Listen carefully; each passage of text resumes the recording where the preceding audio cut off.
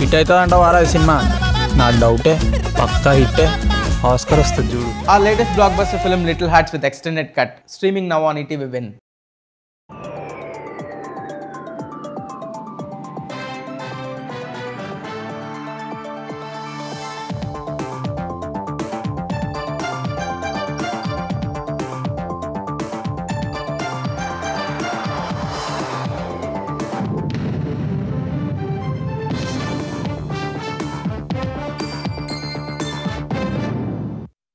నమస్కారం, ETV news కు స్వాగతం. ముఖ్యాంశాలు. విశాఖలో ఏఐ డేటా సెంటర్ ఏర్పాటుపై ఏపీ ప్రభుత్వంతో గూగుల్ ఒప్పందం. 1,33,000 కోట్ల పెట్టుబడి, 5 ఏళ్లలో అందుబాటులోకి ప్రాజెక్ట్. విశాఖ నుంచి ప్రపంచానికి ఏఐ డేటా సేవలు అందిస్తామన్న గూగుల్. డిజిటల్ ఎకానమీకి మరింత ఊపునిస్తుందని మోదీ, చంద్రబాబు విశ్వాసం. కాకినాడ సెజ్ రైతులకు కూటమి ప్రభుత్వం తీపి కబురు. 2,180 ఎకరాల్ని తిరిగి ఇచ్చేయాలని నిర్ణయం. ఛార్జీలు లేకుండానే రిజిస్ట్రేషన్. ఏపీ మద్యం కేసులో వైసీపీ ఎంపీ మిథున్ రెడ్డి ఇళ్లలో సిట్ సోదాలు. పిఎల్ఆర్ కన్స్ట్రక్షన్స్ కు నిధులు మళ్లించారని ఆరోపణలపై విస్తృత తనిఖీలు. ఫోన్ ట్యాపింగ్ కేసులో కీలక పరిణామం. యాపిల్ క్లౌడ్ యూజర్ పాస్వర్డ్లు ఇవ్వాలని ప్రభాకర్ రావుకు సుప్రీంకోర్టు ఆదేశాలు.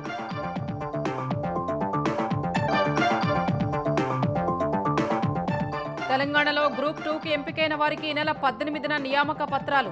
శిల్పకళా వేదికలో అందజేయనున్న ముఖ్యమంత్రి రేవంత్ రెడ్డి.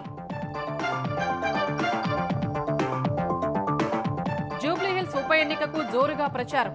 కాంగ్రెస్ తరపున కాలనీల్ని చుట్టేస్తున్న మంత్రులు. కుట్రతో గెలవాలని చూస్తోందన్న కేటీఆర్. జనస్రవంతిలోకి మావోయిస్టు అగ్రనేత మల్లోజుల వేణుగోపాలరావు. 60 మంది సహచరులతో కలిసి మహారాష్ట్రలో లొంగుబాటు.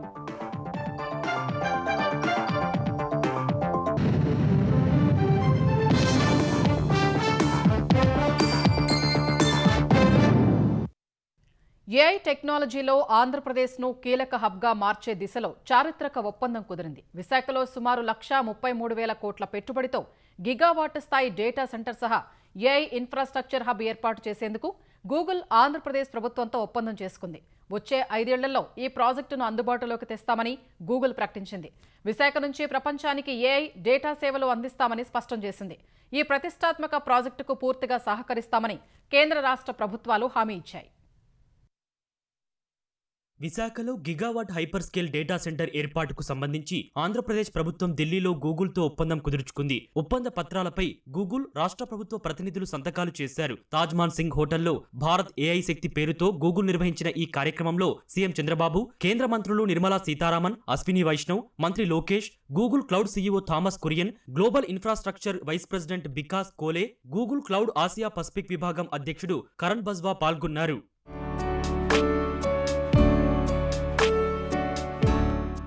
విశాఖను ఏఐ సిటీగా మార్చేందుకు పునాది వేసే ఈ ప్రాజెక్టు ద్వారా గూగుల్ $15 బిలియన్ పెట్టుబడి పెట్టనున్నట్లు కురియన్ చెప్పారు. దీనిని 2029 నాటికి పూర్తి చేసేందుకు ప్రణాళిక రూపొందించినట్లు వివరించారు.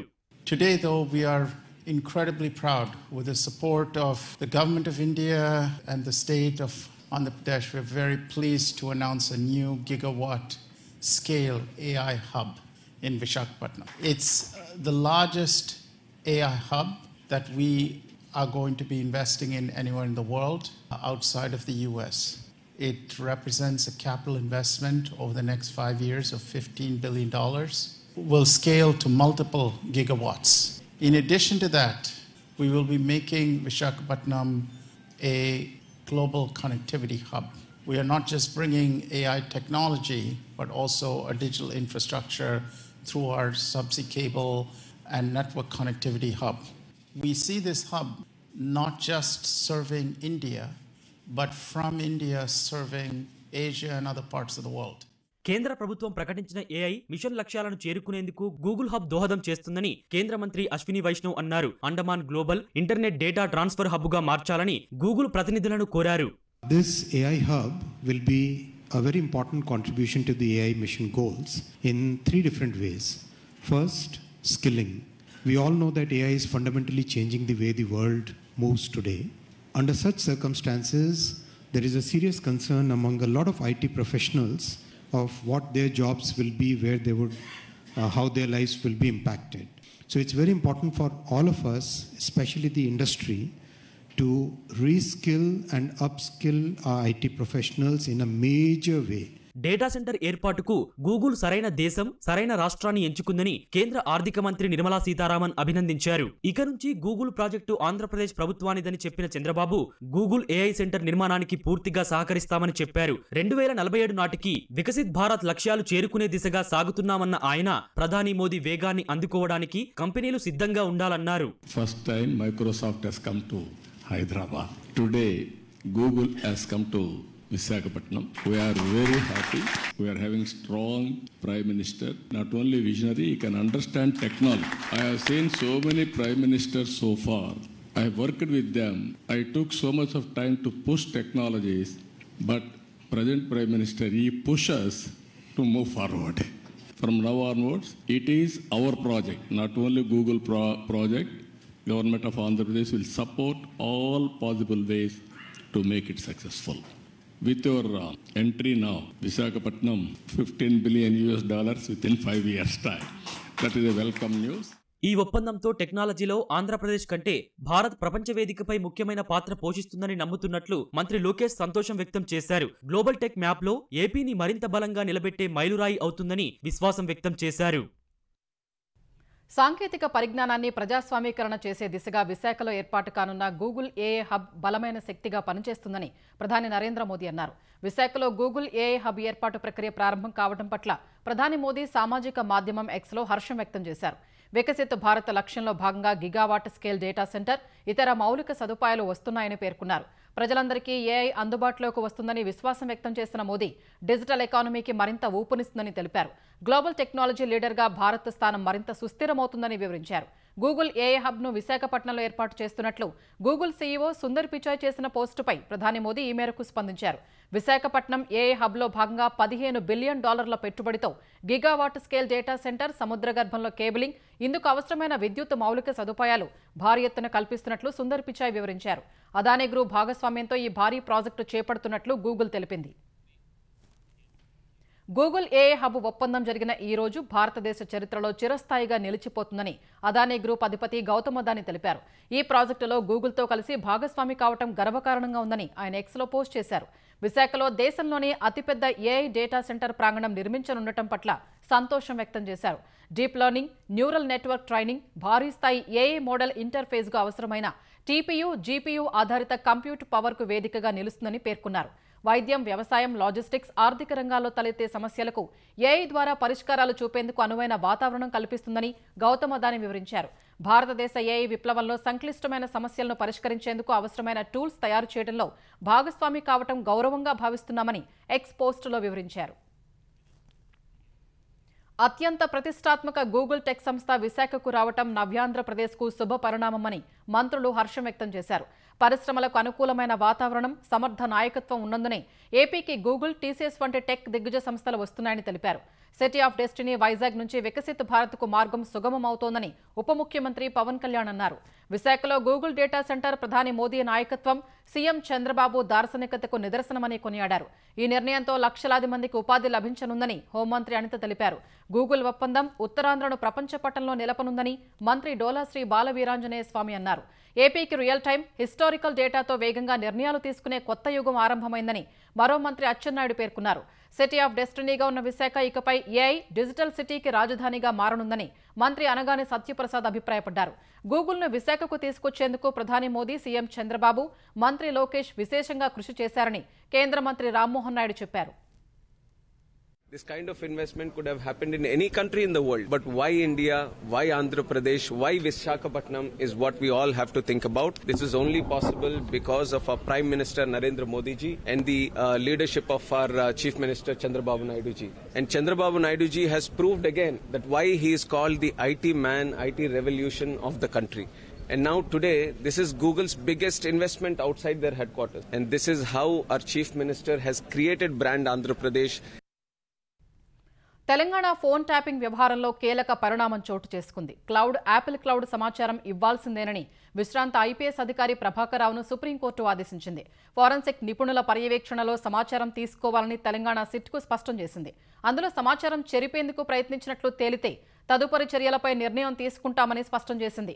ప్రభాకర్ రావు ఎలక్ట్రానిక్ ఆధారాల్ని నాశనం చేశారని, దర్యాప్తునకు కూడా సహకరించలేదని విచారణ సందర్భంగా solicitor general Tushar Mehta court దృష్టికి తీసుకొచ్చారు. ఫోరెన్సిక్ నివేదికలో దిగ్భ్రాంతికి గురిచేసే కొన్ని వాస్తవాలు వెలుగులోకి వచ్చాయని పేర్కొన్నారు. తుషార్ మెహతా వాదనల్ని తోసిపుచ్చిన ప్రభాకర్ రావు తరపు న్యాయవాది దర్యాప్తునకు పూర్తి సహకారం అందిస్తున్నట్లు పేర్కొన్నారు. వ్యక్తిగత ఐక్లౌడ్ వివరాలు తప్ప అన్ని పరికరాలు తీసుకున్నారని వాదించారు. ఎలక్ట్రానిక్ పరికరాల పాస్వర్డ్ మర్చిపోయినట్లు చెప్పడంతో పాటు ఫోరెన్సిక్ నిపుణుల సమక్షంలో దాన్ని రీసెట్ చేయడానికి ప్రభాకర్ రావు అంగీకరించినట్లు తెలిపారు. ఈ వాదనలు విన్న కోర్టు యాపిల్ క్లౌడ్ సమాచారం ఇవ్వాల్సిందేనని ఆదేశాలు జారీ చేసింది.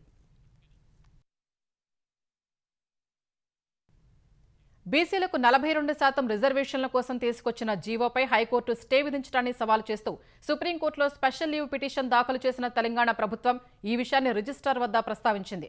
ఈ మేరకు ప్రభుత్వ న్యాయవాదులు ఈ పిటిషన్పై గురువారం లేదా శుక్రవారం విచారించాలని విజ్ఞప్తి చేశారు. సీజీఐ అనుమతితో పిటిషన్ను లిస్టు చేయనున్నట్లు సుప్రీంకోర్టు రిజిస్ట్రార్ వెల్లడించారు. స్థానిక సంస్థల్లో బీసీలకు 42% రిజర్వేషన్లు కల్పించేలా రాష్ట్ర ప్రభుత్వం జీవో 9 విడుదల చేసింది. ఈ జీవోపై హైకోర్టు స్టే విధిస్తూ మధ్యంతర ఉత్తర్వులు ఇవ్వగా సుప్రీంకోర్టు ప్రభుత్వంలో ఎస్ఎల్పీ దాఖలు చేసింది.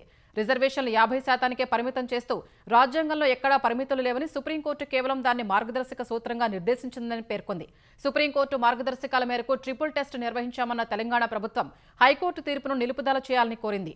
బీసీ రిజర్వేషన్లపై సుప్రీంకోర్టులో న్యాయం జరుగుతుందని ఆశిస్తున్నట్లు టీపీసీసీ అధ్యక్షుడు మహేష్ కుమార్ గౌడ్ తెలిపారు. ఎలక్షన్లకు పాత పద్ధతినే పోవాలని హైకోర్టు ఇచ్చిన తీర్పు చాలా బాధాకరం. అందుకే తెలంగాణ ప్రభుత్వం నిన్న సుప్రీంకోర్టులో హైకోర్టు ఇచ్చినటువంటి స్టేని ఆర్డర్ని ఛాలెంజ్ చేస్తూ స్పెషల్ లీవ్ పిటిషన్ దాఖలు చేయడం జరిగింది. మాది హేతుబద్ధమైనటువంటి న్యాయమైనటువంటి కోరిక. కుల సర్వే జరిపిన తర్వాత ఈ రాష్ట్రంలో 56.33% జనాభా బీసీలు ఉన్నారని లెక్కలు తేలిన తర్వాత 42% రిజర్వేషన్ ఇవ్వడానికి అడ్డంకులు ఎందుకు? సుప్రీంకోర్టు విధించిన 50% సీలింగ్ అనేది ఒక రూలింగే. ఇది రాజ్యాంగ ప్రకారం తీసుకున్న నిర్ణయం కాదు. అందుకే సుప్రీంకోర్టులో మాకు న్యాయం దొరుకుతుందని ఆశిస్తాం. తెలంగాణలో గ్రూప్ 2 ఉద్యోగాలకు ఎంపికైన వారికి నెల 18న నియామక పత్రాలు ఇవ్వనున్నారు. హైదరాబాద్ శిల్పకళా వేదికలో సీఎం రేవంత్ రెడ్డి ఉద్యోగ నియామక పత్రాలు అందజేయనున్నారు. టీజీపీఎస్సీ నిర్వహించిన గ్రూప్ 2 నియామక ప్రక్రియలో 783 మంది ఎంపికయ్యారు. సాధారణ పరిపాలన, రెవెన్యూ, వాణిజ్య పన్నులు, ఎక్సైజ్, పంచాయతీరాజ్ వంటి 16 శాఖల్లో వివిధ ఉద్యోగాలకు వీరిని ఎంపిక చేశారు. గ్రూప్ 2 నియామక పత్రాల పంపిణీ ఏర్పాట్లపై సీఎస్ రామకృష్ణారావు సమీక్ష నిర్వహించారు. ఎంపికైన అభ్యర్థుల సర్టిఫికేట్ల పరిశీలన త్వరగా పూర్తి చేయాలని అధికారుల్ని ఆదేశించారు. మావోయిస్టు అగ్రనేత, పార్టీ పొలిట్ బ్యూరో సభ్యుడు మల్లోజుల వేణుగోపాలరావు అలియాస్ సోను అలియాస్ భూపతి పోలీసులు ఎదుట లొంగిపోయారు. 60 మంది మావోయిస్టులతో కలిసి ఆయన గడ్చిరోలి పోలీసులు ఎదుట లొంగిపోయినట్లు ఛత్తీస్గఢ్ ఉప ముఖ్యమంత్రి విజయ్ శర్మ తెలిపారు. మావోయిస్టు నేతలు జనజీవన స్రవంతిలో కలవడాన్ని స్వాగతిస్తున్నామని, అలా చేయకుంటే సాయుధ దళాలు సరైన పద్ధతిలో జవాబిస్తాయని శర్మ పేర్కొన్నారు. 1970లో మల్లోజుల మావోయిస్టు పీపుల్స్ గ్రూప్లో చేరారు. మావోయిస్టు అగ్రనేత మల్లోజుల కోటేశ్వరరావు అలియాస్ కిషన్జీకి ఈయన తమ్ముడు. పార్టీ విధి విధానాల రూపకల్పనలో కీలక పాత్ర పోషించిన మల్లోజుల తలపై 6 కోట్లకు పైగా నజరానా ఉంది.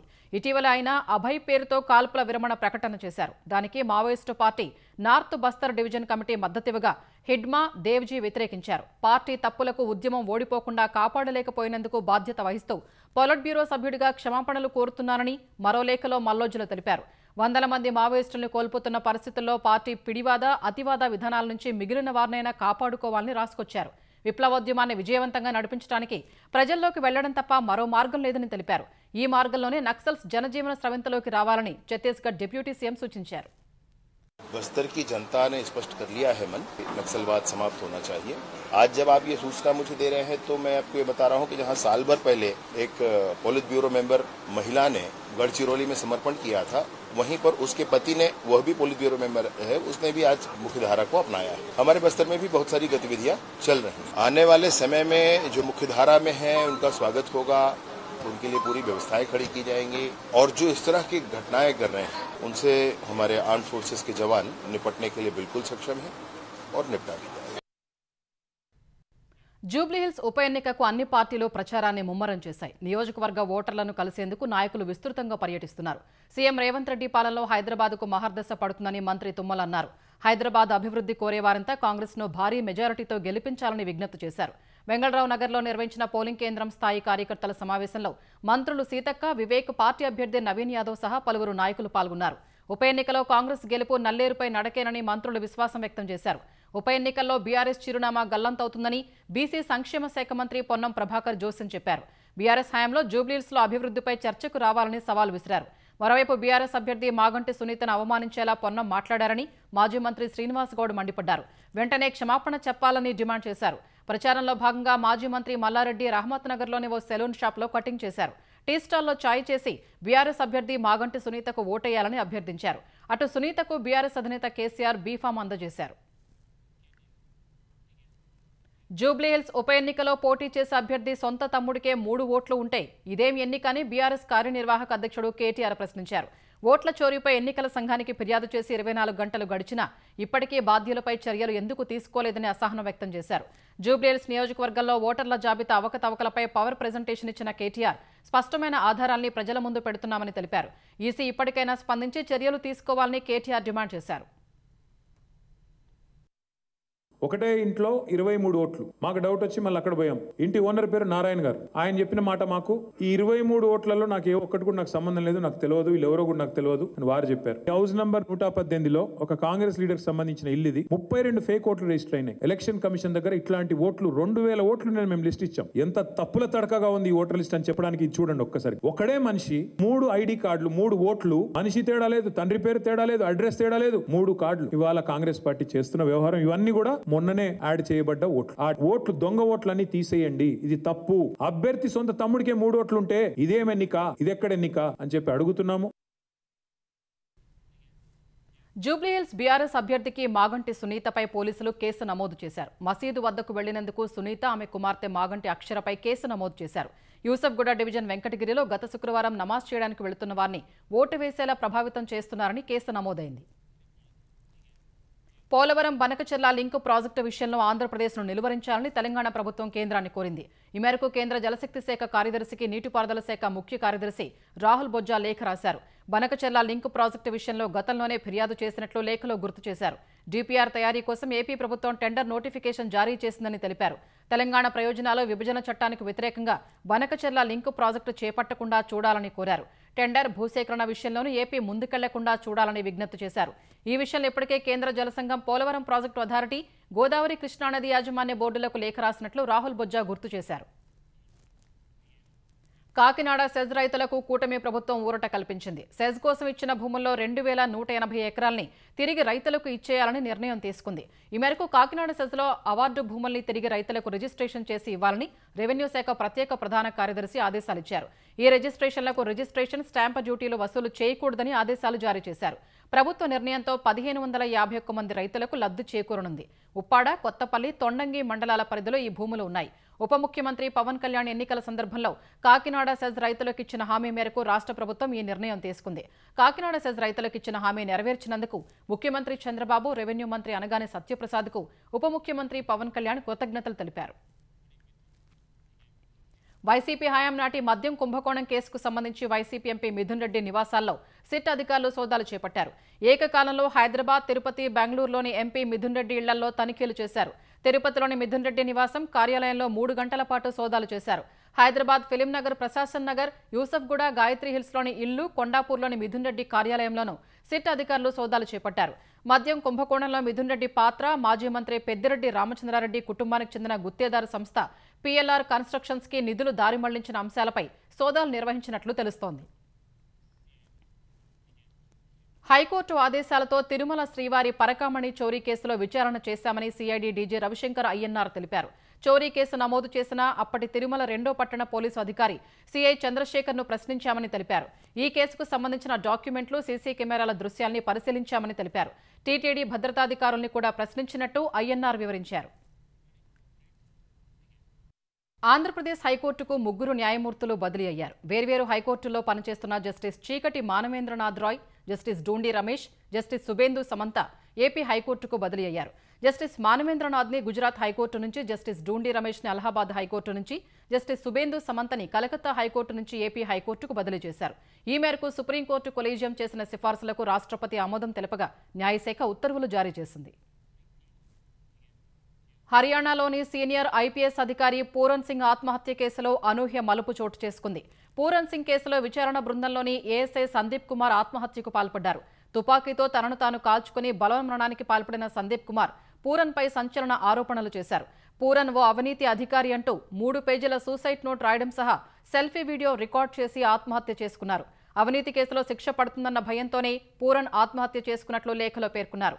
నిజాలు బయటకు రావాలని తన జీవితాన్ని త్యాగం చేస్తున్నట్లు సందీప్ లేఖలో రాశారు. రోహతక్ పానీపట్ రోడ్లోని ఓ బావి దగ్గర సందీప్ కుమార్ మృతదేహం లభించగా సూసైడ్ నోట్ స్వాధీనం చేసుకున్న పోలీసులు సెల్ఫీ వీడియోను పరిశీలిస్తున్నట్లు చెప్పారు.